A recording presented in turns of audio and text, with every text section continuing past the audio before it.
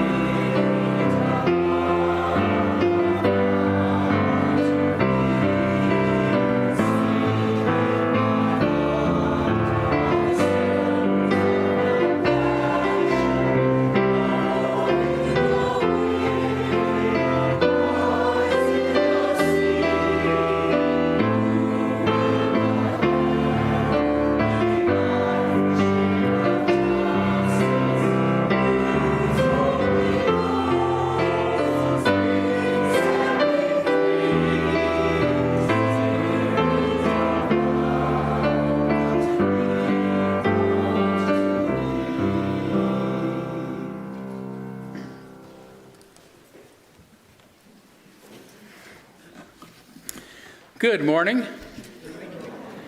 Welcome everyone to the Unitarian Universalist Church of Spokane. Good to have you guys back from Florida.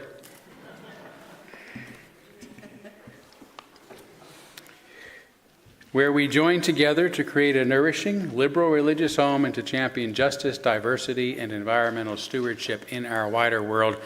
Or as we say in short, to create community, find meaning, and live justly.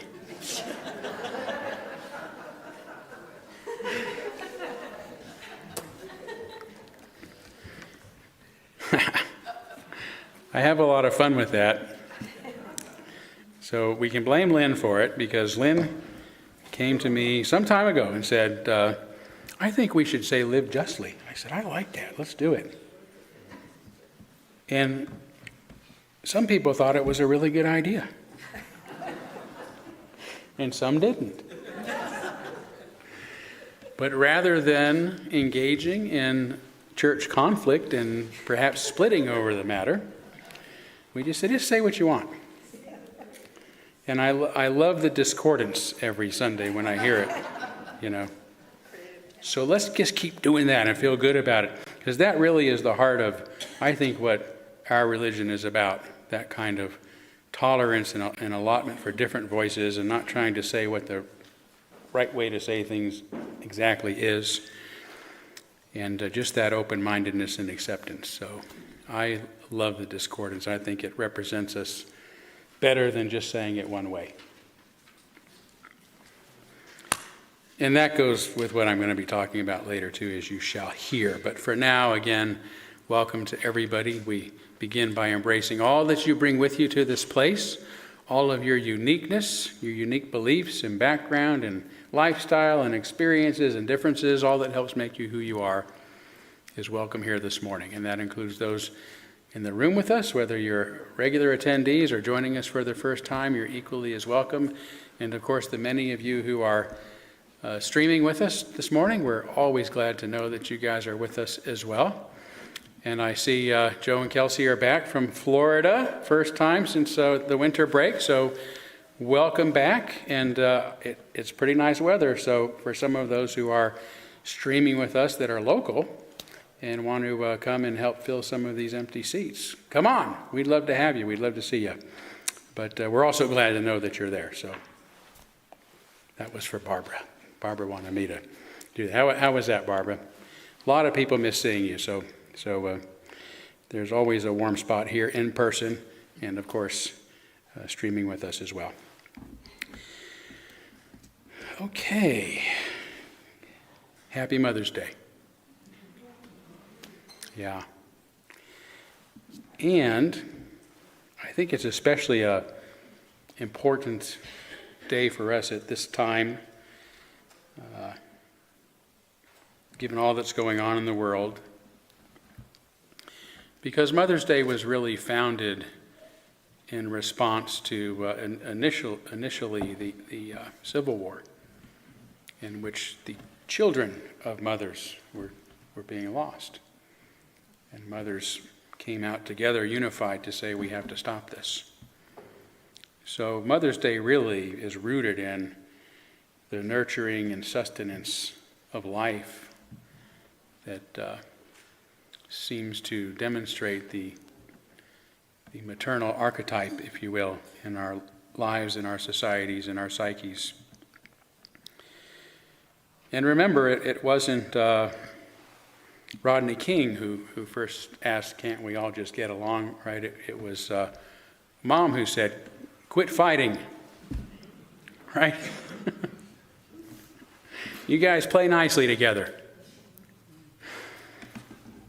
So that's the message we need today.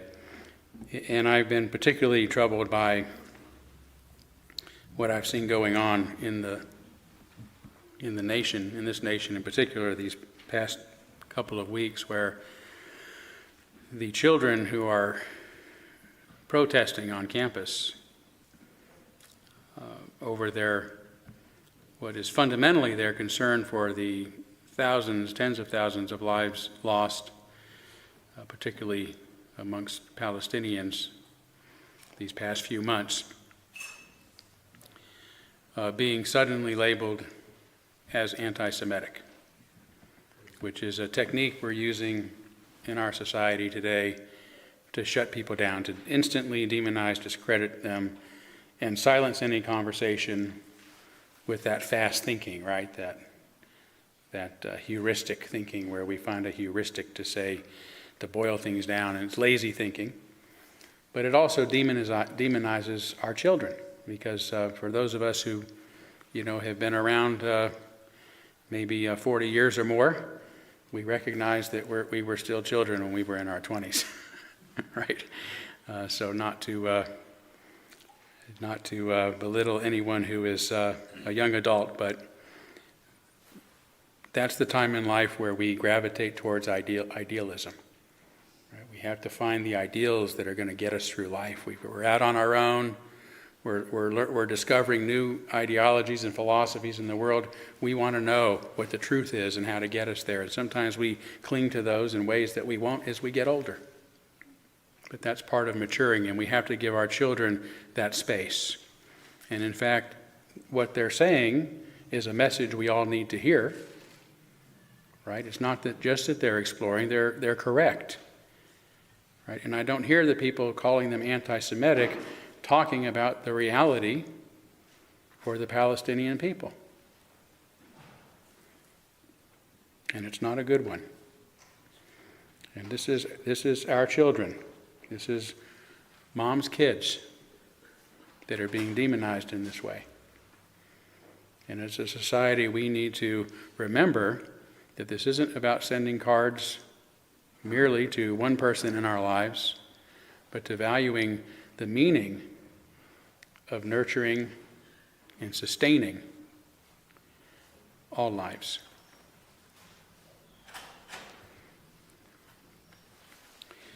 So, happy Mother's Day.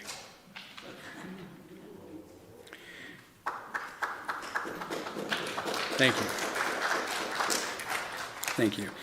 I now want to actually invite Lynn Janishian, who is a mother in many ways for that very reason, because she too nurtures and sustains the health of those around her, including the health of this congregation. So she's going to talk to us a little bit about our generosity campaign.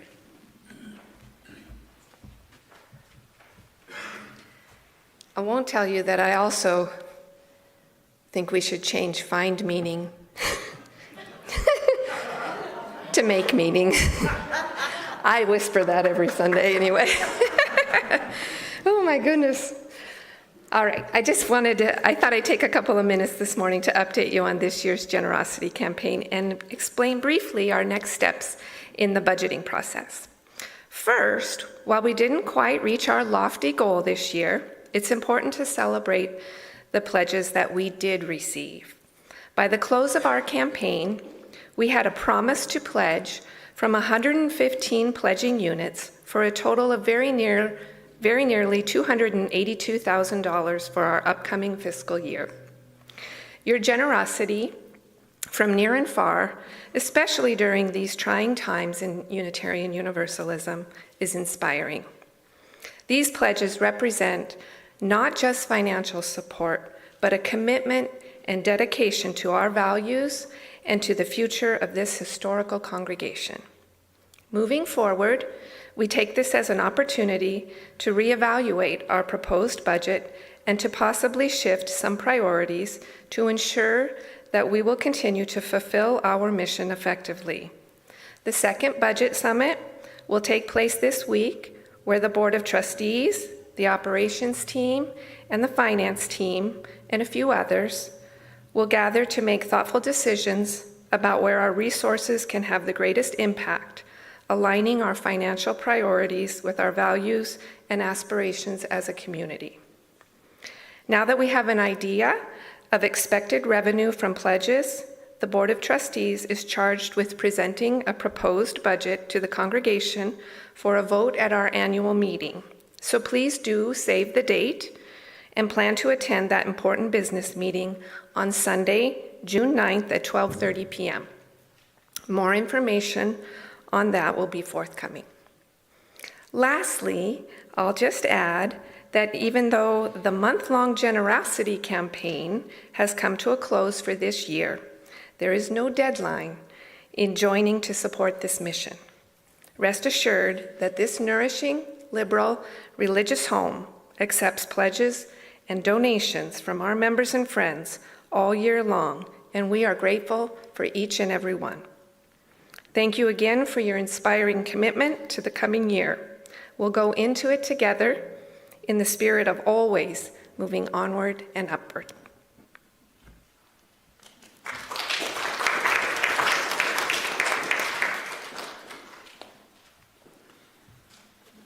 Thanks again, Lynn, to you and Rebecca and everyone who helped work on this year's generosity campaign, and of course to the generosity of everyone who has pledged for the year to help sustain our church. So appreciative. And $280,000 is not a small amount. That's a huge success, so we feel great about that. I'm going to invite you to greet one another for a few minutes, but first I want to get a temperature check. I'm roasting, but how are you? Is everybody okay? Maybe because I don't know if it's been set to air. You're fine?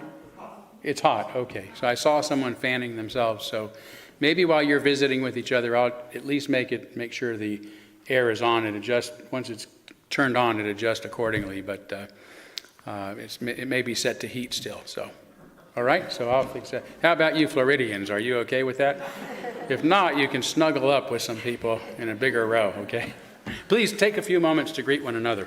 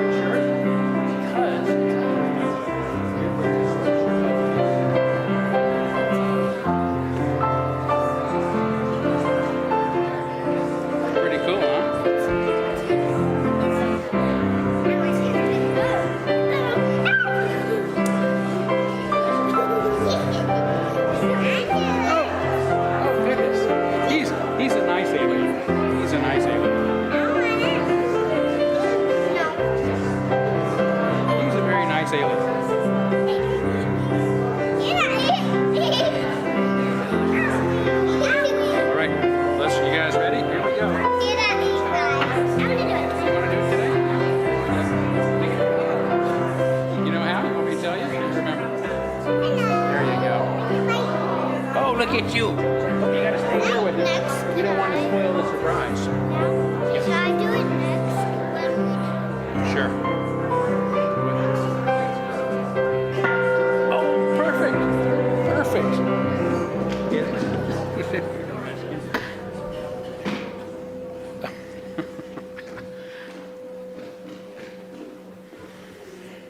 They had to get a sneak peek at the special guest for today, so.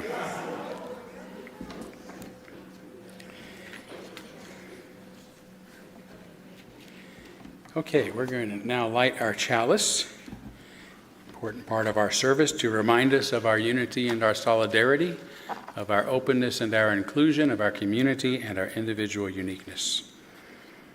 May this small flame be our offering of warmth to those who are cold and alone. You might be colder now that the air's on. And a light to those in darkness. May it be a flame that ignites justice in our world and a beacon of hope to those in need. And may it reflect at least a spark of truth wherever truth has been lost and cast a healthy shadow of doubt wherever it's been found.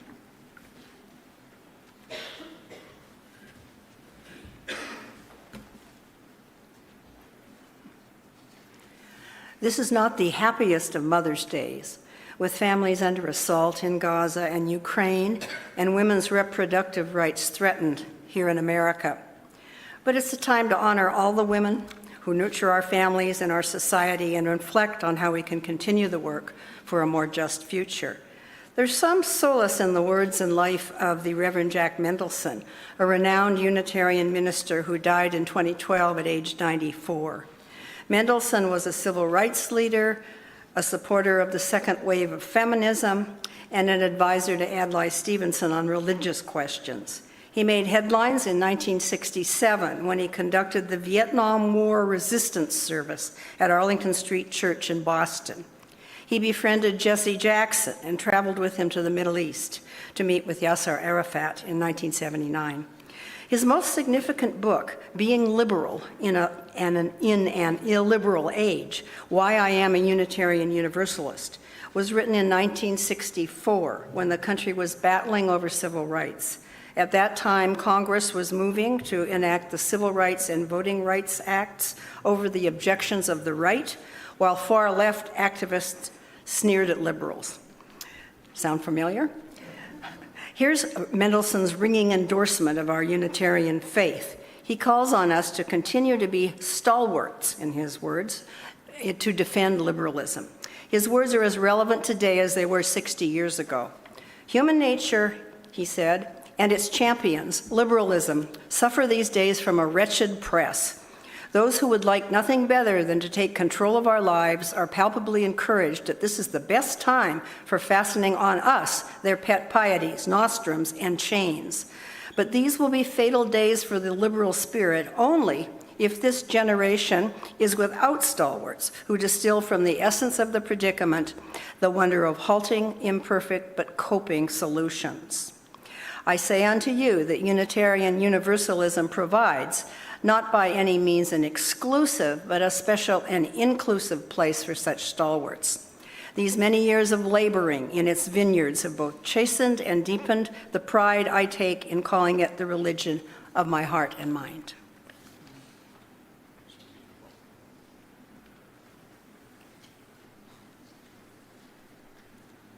Please stand, join me for number 1007 in the Teal hymnal. There's a river flowing in my soul.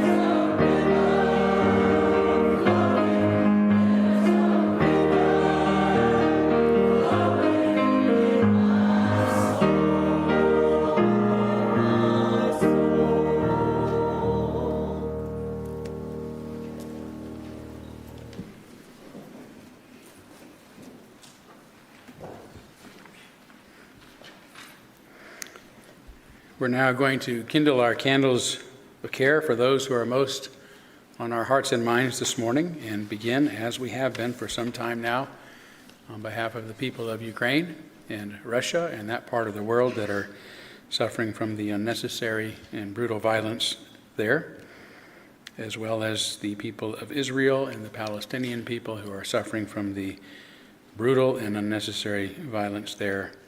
And we kindle a candle on this Mother's Day, not only for the mothers in our lives, but for the children in our lives, children all over the world, and including the children on our college campuses who are finding their way and reminding us of our way. Let's take a moment of silence on behalf of others that you might be thinking of, and as always, you're welcome to name them aloud at this time if you'd like.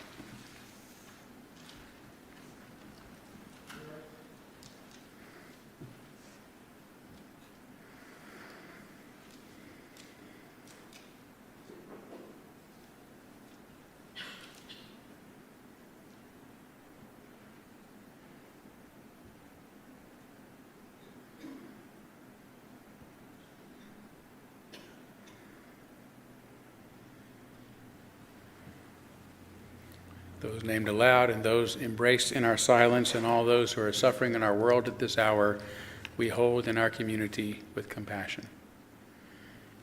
And we now gratefully give and receive this morning's offering, which helps sustain this community and our mission to the larger world.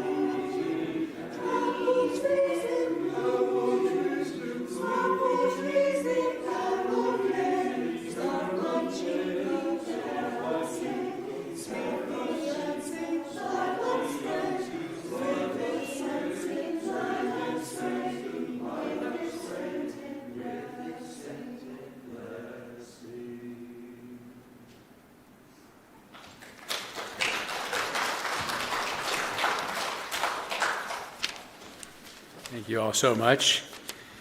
And we'll now invite our children forward for our story for all ages, for anybody who wants to come up to the front. Yeah.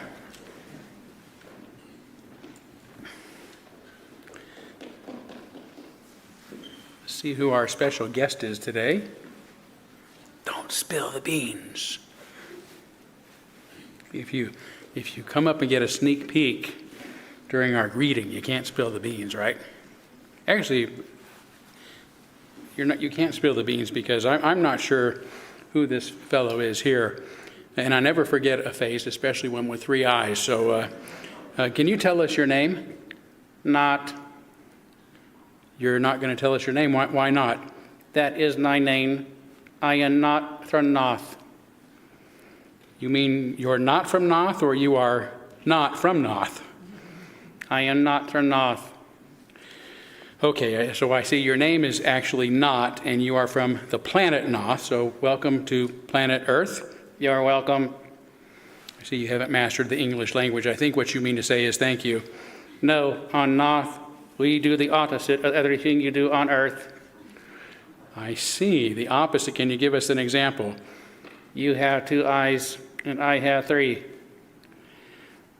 I'm not sure that 3 is the opposite of 2. The opposite of 2 is, I don't even know if 2 has an opposite. What is the opposite of 2? What, 1? -2. Don't be so negative. Come on now. Okay, let's get back to this. So all right. So I guess I'm going to take your word for it that it's 3. And speaking of words, you do speak English very well for an alien. Is that your language too? No, we speak the opposite of English on my planet. The opposite of English. What does that sound like? Wow, I was not expecting that. That's an interesting language. So why is that the opposite of English, and what exactly did you just say? Nothing. That's what makes it the opposite of every other language. It's meaningless. Oh, now, I guess that is the opposite of language. For most people, intelligent life forms, please. Oh, I'm sorry, yes, intelligent life forms. I would imagine use language to communicate ideas. On my planet, we keep our ideas to ourselves. That's the way there are no disagreements or wars. Oh, I see. Well, living without war sounds good, but I would guess, I'd have to find another line of work on your planet since I make a living communicating ideas. On my planet, we have a vaccine to stop the spread of ideas. Wow, a vaccine to stop the spread of ideas. Does it have any negative side effects? I see, yeah. Okay, so on Earth, people have also tried to stop the spread of certain ideas, right? But some of them have been pretty good ideas. Name 2 good ideas. Why 2? It's the opposite of 1. I thought you said it's the opposite of 3. On Noth, every number is the opposite of every other number. Say a number, and I'll tell you the opposite. Make it a hard one.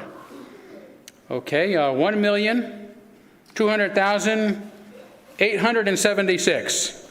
9. See, I told you. Okay. Well, that doesn't make any sense. Of course not. You're speaking to an alien that sounds like this. That's true. Anyway, back to some of the good ideas that have been forbidden. So about 500 years ago, an astronomer named Copernicus discovered that the sun is the center of the solar system, not the earth, and he was arrested and ordered to never say anything like that again. Exactly. And less than 100 years ago, the state of Tennessee took a school teacher named John Scopes to court to try to stop him from talking about evolution, the idea that the earth has evolved from lower life, or life on earth has evolved from lower life forms. Okay. And even today, there are people trying to ban books from schools and from libraries. That's 3 ideas. Well, I decided to say the opposite of 2.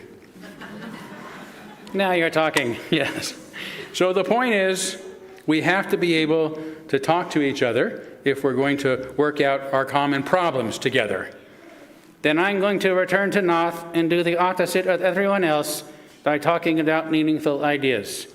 Hey, great Not from Noth. I hope that you'll come back in a few weeks and tell us how it went. Until then, as we like to say on my planet, thank you very much. We'll now squeak our children out.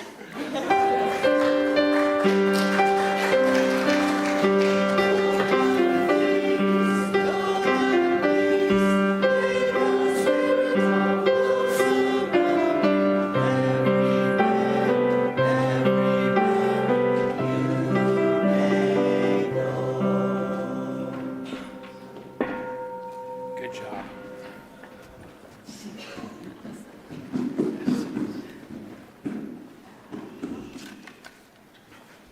As we prepare for meditation, I invite you to get comfortable, breathe deeply, and reflect on these words from our hymnal. Come into this place of peace and let its silence heal your spirit. Come into this place of memory and let its history warm your soul. Come into this place of prophecy and power and let its vision change your heart.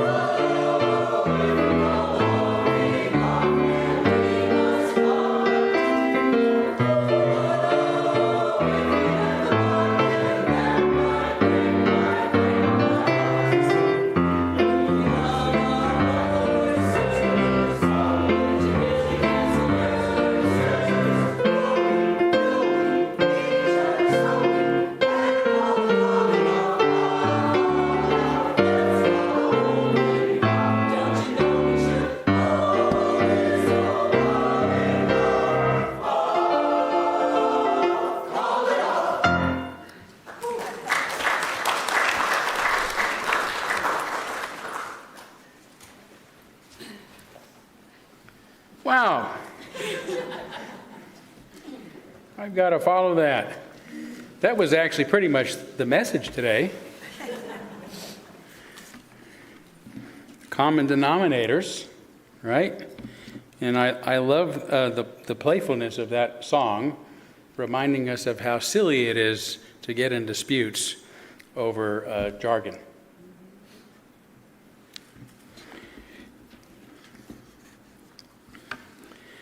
So I'm going to begin today by talking about The afternoon of June 21st, 2019. That's when I began giving my book, The Gadfly Papers, to fellow Unitarians during the Unitarian Universalist Association's annual general hours.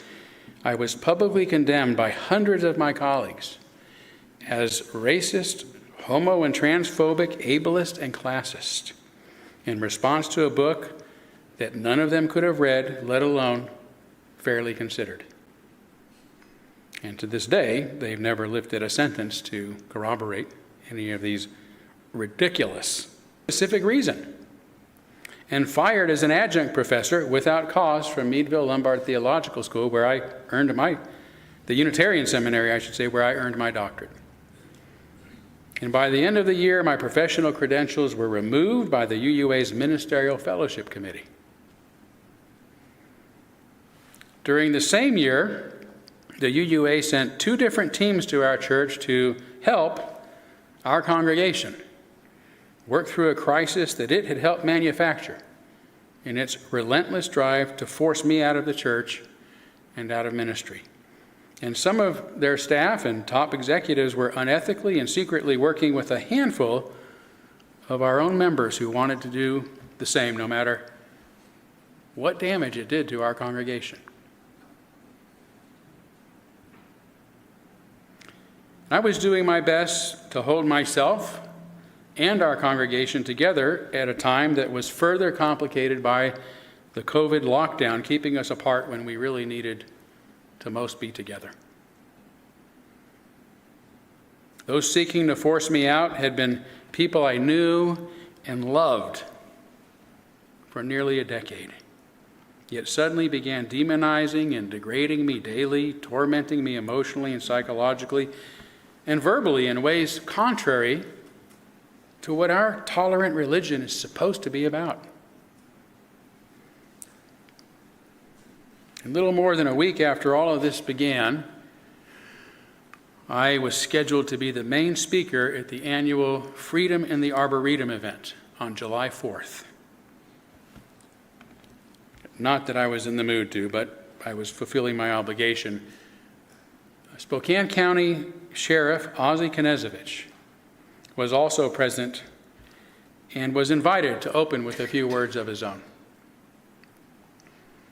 He spoke about the importance of not demonizing the people we disagree with, because he said, once you demonize them, then you think it's okay to dehumanize them. And once you dehumanize them, you feel justified in doing whatever you want to them. Given that what I was experiencing at the time, no words could possibly have seemed truer.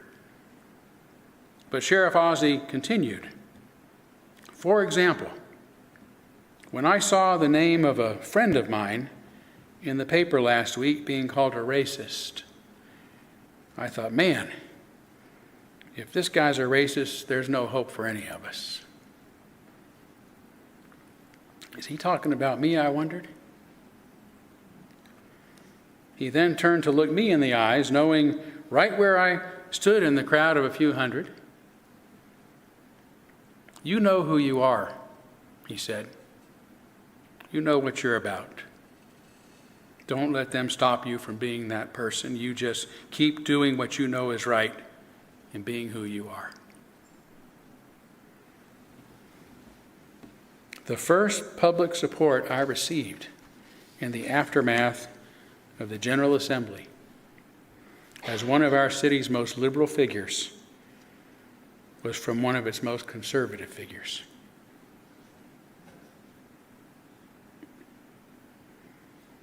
I was a little surprised to hear the sheriff describe me as a friend.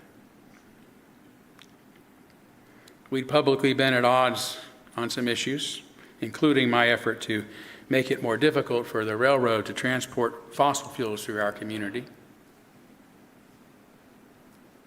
But a year or so earlier, I had traveled to Olympia in support of a young man, a black man, wishing to have his criminal record expunged. He'd committed a serious crime as a young adult while living in Chicago, But after serving his time, he wisely moved to Spokane to get away from his former environment and to turn his life around, which he did. He married, had children, went to Eastern Washington University and earned a PhD. But he couldn't get a job because of his record. The first time he asked, the courts denied his request because he showed up without any support. They didn't believe him because it appeared that nobody believed in him. But this time was different. His parents and his siblings flew in from Chicago, joining many of his friends, including me and Sheriff Ozzie. And the matter was scheduled to be addressed first thing that morning, but we ended up waiting until the end of the day. We spent the entire day there waiting to help him move on with his life. And Ozzie and I spoke with each other a bit during our hours leaning against the courthouse walls. And we impressed each other with our mutual compassion and commitment to the welfare of this young man. As you can imagine, being a top law enforcer, the sheriff's words of support were the deciding factor in the court's decision to grant this man's request.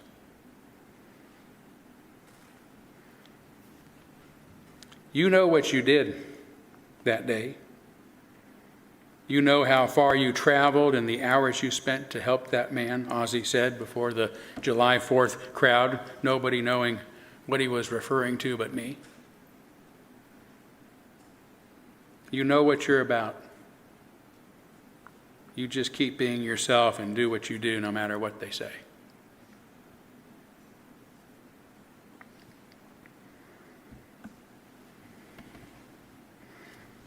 I knew and felt the personal pain behind his words.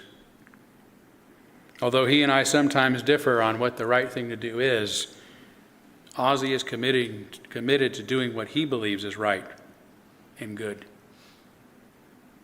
And he experienced constant criticism and demonization for it. That was our common denominator, being dehumanized by some in the very communities we had devoted ourselves to serving. That was our bond of friendship. More than 2 years later, in November of 2022, I was contacted by Carl Tompkins, who asked me to meet with him over coffee to discuss the possibility of joining a group of interfaith leaders to work on issues of crime and homelessness in our community.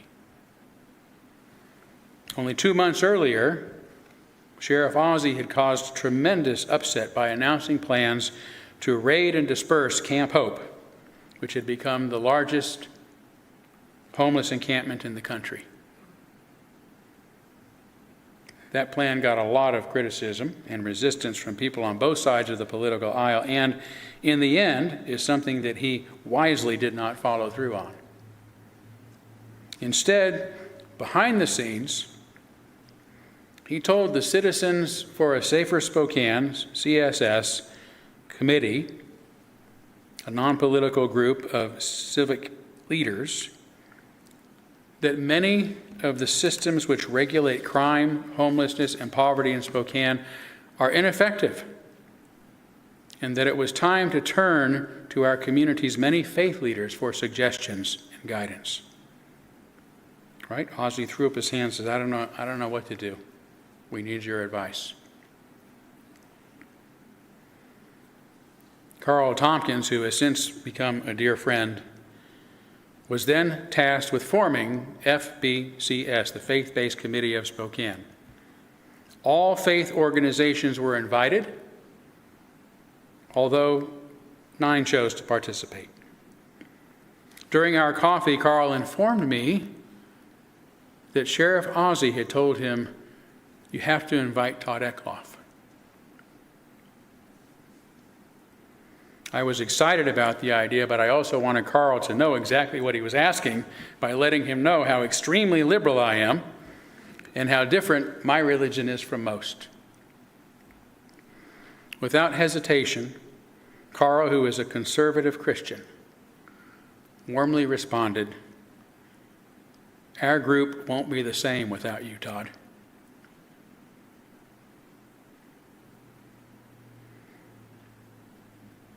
Again, try to imagine how this sentiment impacted me to be welcomed and wanted by those of a different religion and political persuasion,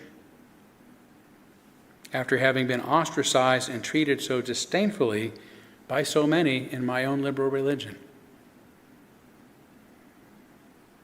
Our first meeting took place at 6 p.m. on December 8, 2022, during a snow and ice storm, the first of the season, that made our roads treacherous. But everyone on the newly formed committee showed up. Viet Lee of the Buddhist faith, Father Lucas Thompson of the Catholic faith, Vijay Anandandi of the Hindu and Sikh faith, Jennifer Hicks and Steve Matthews of LDS, the LDS Church, Carl Tompkins of the Protestant Christian faith, Ian and Linda Robertson of the Salvation Army, and Patty Marsh and Gerald Hager of the Seventh-day Adventists, along with Ivan Runchin of the Slavic faith, and yours truly of the Unitarian faith. Again, all faiths were invited, but these were the leaders who showed up.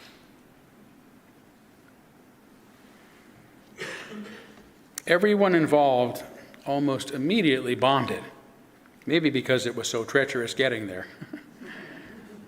And during the meetings, usually twice a month or more, our interchanges and differing viewpoints were always greeted with the deepest care and respect. And given our diversity, we often disagreed, but never once were any of us disagreeable.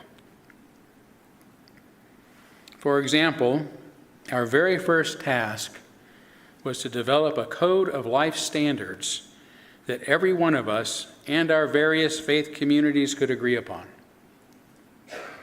We ended up with a list of 32 standards that we held in common, that we shared in common. And that might seem like a lot for such a diverse group, and it is, but we had over 100 standards before whittling them down to just those that we could agree upon. In other words, we disagreed about how life ought to be lived more than we agreed.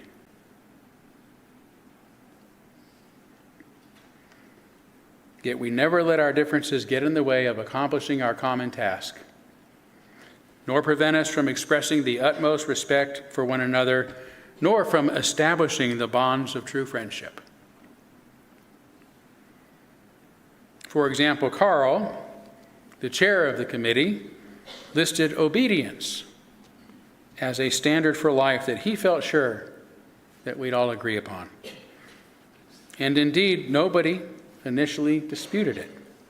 He spoke eloquently of his reasons for including it, and that it is a value that is clearly very dear to his heart.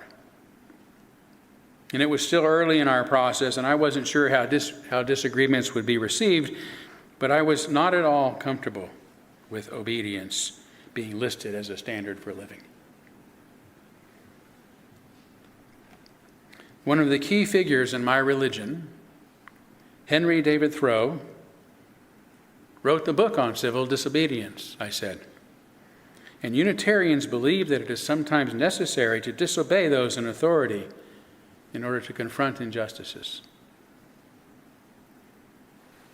To my surprise, others soon agreed with me, as if they merely hadn't considered this point until I brought it up.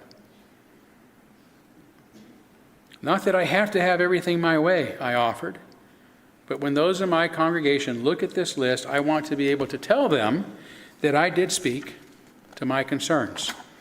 Nope, Carl interrupted. It's out of there. This list has to be based on our complete consensus.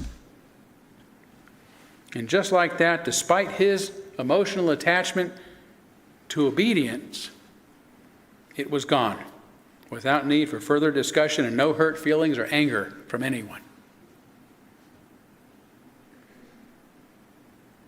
Again, given what I've experienced from so many Unitarians in recent years who are supposed to be the most open-minded people of them all, I was not expecting to find that kind of acceptance from a conservative, Bible-believing Christian.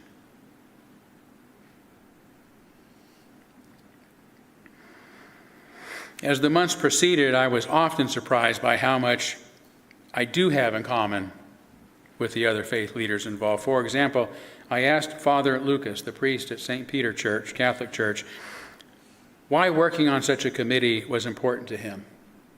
He immediately said one thing, one word: dignity. As Catholics, our first commitment is to human dignity. Wow, I thought, our first Unitarian principle is the inherent worth and dignity of every person. For us, when God became human through the incarnation of Christ, Father Lucas continued, he elevated the dignity of every person. So as Catholics, we serve our entire community, not just Catholics, because every person, Catholic or not, deserves a life of dignity. I was astonished to hear this and to realize that Father Lucas and I had joined the faith-based committee with its focus on criminal justice and homelessness for the same reason, because we both believe deeply that people ought to have dignity and to be treated as such and to be able to live as such. Our life standards are categorized into three areas of accountability: accountability to self, to family, and to society. And I'm not going to list all 32 of them here because that's going to be boring and take too much of our time. But I am going to make sure that our office sends out a church-wide email this week, hopefully as soon as tomorrow, that contains a digital copy of our committee's final proposal that was given to our civic and community leaders on these issues. Here, however, are just a few examples. Justice, honesty, ethics and morality, generosity, humility, dignity, courage, peace, mercy, equality, respect, liberty, and so forth. Nor do we have time to go into great detail about our proposal regarding crime and homelessness. Instead, I want to focus on those ideas contained therein that are, at least in part, my contributions and therefore representative of our contribution as the UU Church of Spokane. So the section on criminal justice begins by pointing out that nearly 70% of state tax dollars is allocated toward the criminal justice system, which involves between only 5 and 8% of our state's population. Reform is in order. Now, how many of you here remember the many sermons I've given where I've said this? All of you, thank you. Some of you do, thank you, that's great. Appreciate that. But that's an important talking point, right, when we talk about how much of our tax is going into criminal justice. In this proposal also states that the goal of our proposal is to reduce crime and have fewer incarcerations. We don't want to respond to everything with a hammer. Towards this end, I'm happy to have introduced the notion of restorative justice to the committee, the principles of which they eagerly embraced. And it's commingled under the general heading of loving accountability, but remains embodied in statements like the following. The criminal justice system should not only carry the appropriate degrees of retribution and punishment, but in the largest sense, be restorative. Loving accountability provides the avenue of developing self-worth, and the spirit of loving accountability should exist within all legislative policies that pertain to criminal justice. The pertinent penalties prescribed by the law must be enforced absent any favoritism or unequal scales of measure. All people should be met with equal concern, respect, and treatment when encountering law enforcement and the judicial system, regardless of race, gender, economic status, religion, age, military service, or any other qualities of individual identity.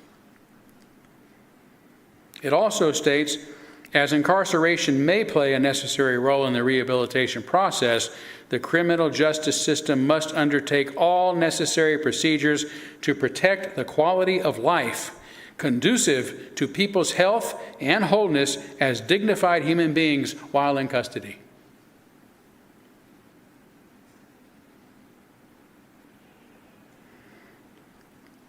And while expressing the need to support law enforcement, especially police officers called upon to respond to crimes, the proposal also recognizes that such support includes the fair assessment of law enforcement practices, holding all officers responsible for legal and appropriate behavior. And I cannot personally claim the authorship of these statements because, again, the proposal was a work of consensus, but I can take much credit for bringing these sentiments up to be considered. Homelessness is, of course, a very difficult matter to address, albeit one of the most serious issues of the day. It is as much a problem of scarce resources as anything else. Our committee agreed that the state of homelessness ought to be considered and treated, and I quote, an intolerable condition. This doesn't mean criminalizing it, nor does it mean giving away free houses. What it does mean is that no compassionate society can tolerate hundreds of thousands living with inadequate shelter, if at all. I try to use my voice in particular to get away from the false narrative that homelessness is mainly caused by mental illness and drug addiction. I work to remind the committee that there is a global housing shortage due to the rapid mass migration into the world cities, which has caused a housing shortage and rising prices that keep many hardworking and well-educated people out of the housing market and increasingly sleeping in their cars or living on the streets.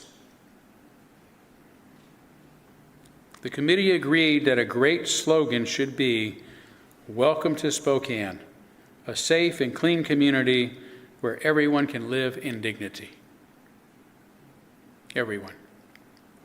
Even if the city can't provide enough housing, having people sleep on the streets cannot be tolerated, which means it is up to officials to establish locations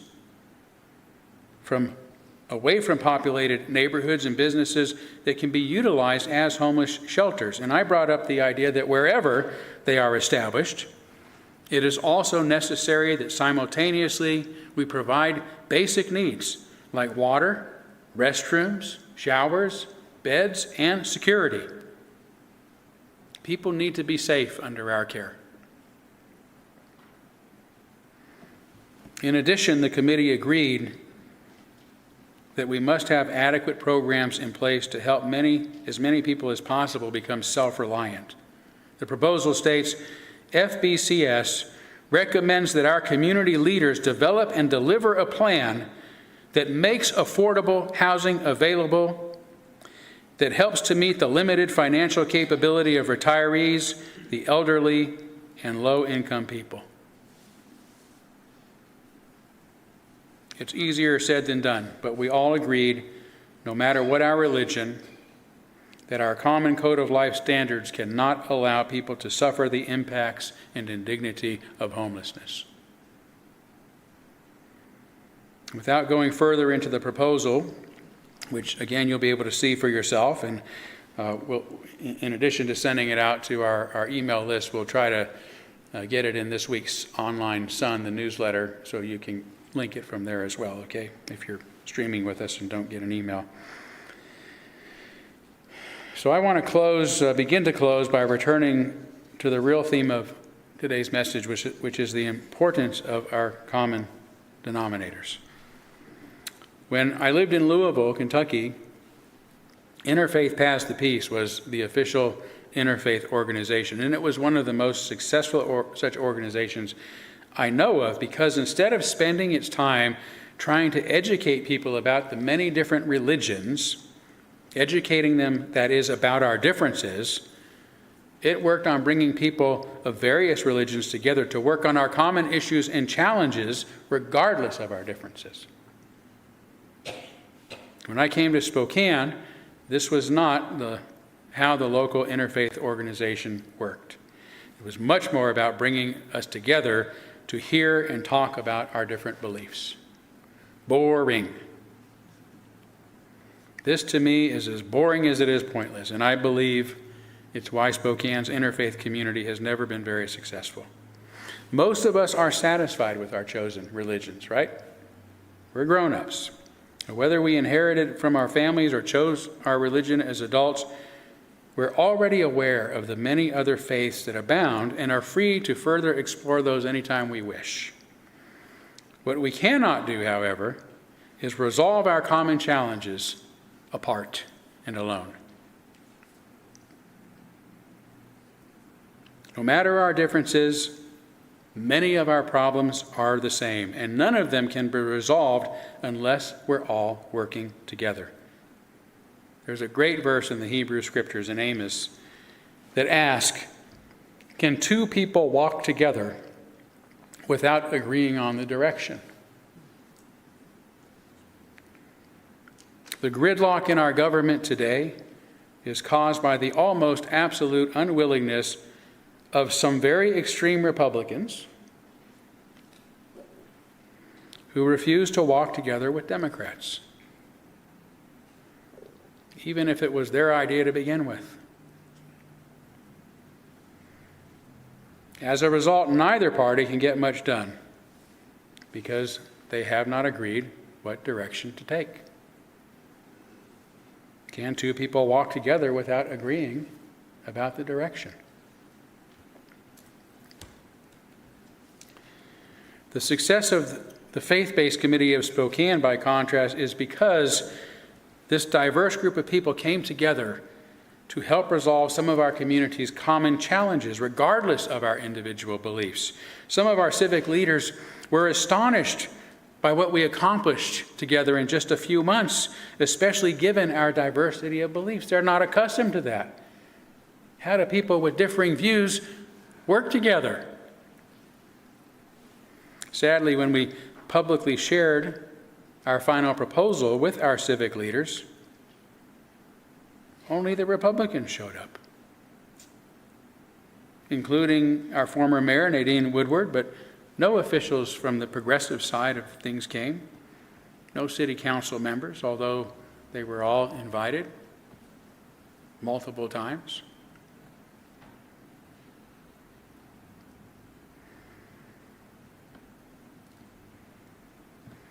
Until our leaders understand that the only way for any of us to move forward with our common challenges is by working together, genuinely listening to each other with compassion and respect, then the challenges before us will all remain unresolved.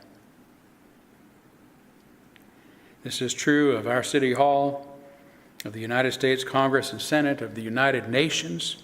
We have so many grand challenges before us, including global challenges, that cannot be overcome if we are cloistered into our small religions, our identity groups, our nationalities.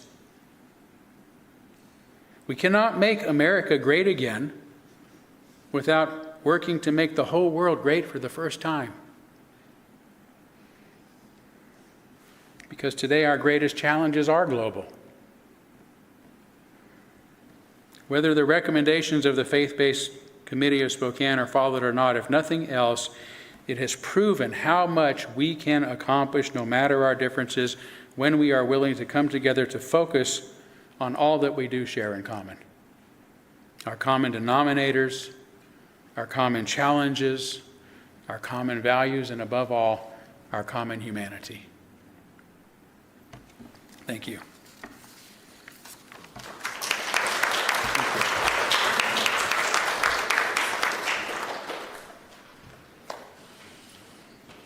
Please stand, join me for We Shall Overcome, number 169.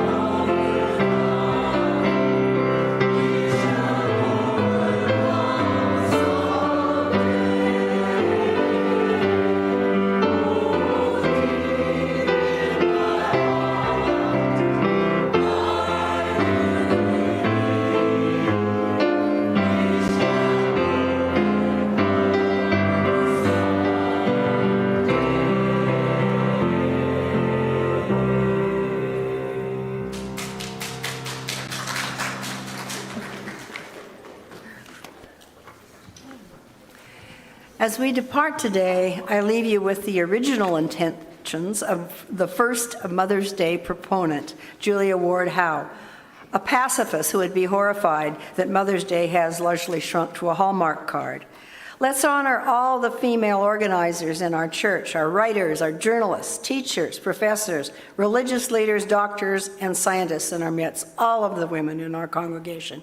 Let's remember that the labor of motherhood nurtures our communities, our nations, and our earth. Amen, blessed be, salam alaikum, and shalom.